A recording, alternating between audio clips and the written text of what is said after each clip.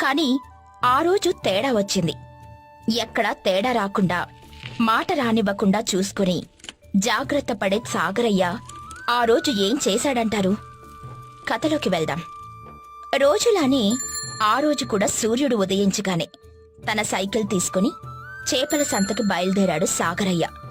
కాని ఆ రోజు సాగరయ్యకి కొంచెం నలతగా ఉంది. సంతకు వెళ్లడానికి పక్క సందులోకి వెళ్తూ ఉండగా సైకిల్ చైను ఊడిపోతుంది. అది పెట్టడానికి ప్రయత్నించాడు కాని అవ్వకపోతే పక్క నుండి వెళ్తున్న రామయ్యని సాయం అడిగాడు సాగరయ్య. నేను పెడతాన్లే, నువ్వెళ్ళి ముందు నీ వ్యాపారానికి చాపలుగొను.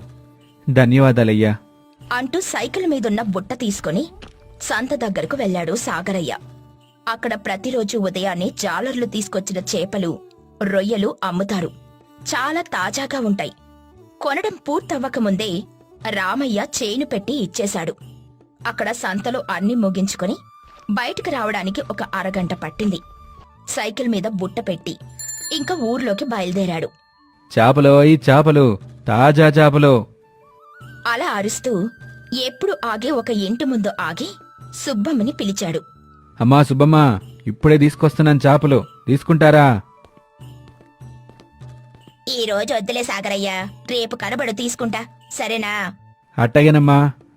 ఎప్పుడు తీసుకునే సుబ్బమ్మ ఈరోజు చాపలు తీసుకోలేదేంటి అని తన మనసులో అనుకుంటూ చాపలమ్మా చాపలు, తాజా తాజా చాపలు అంటూ సందు సందు తిరుగుతూ ఉండగా రచ్చబండ జరిగే చెట్టు దగ్గర రాములు కనిపించాడు.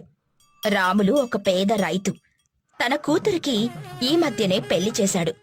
ఇప్పుడు అత్తగారింటికి వెళ్తున్న పిల్లకి ఏమిచ్చి పంపించాలని సతమతమైపోతూ ఉంటాడు.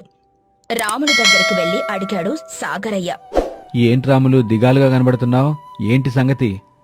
ఏమీ లేదు సాగరయ్య, కూతురి రోజు అత్తారింటికెళ్తుంది. ఇక్కడి నుంచి పంపించడానికి ఏమీ లేవు.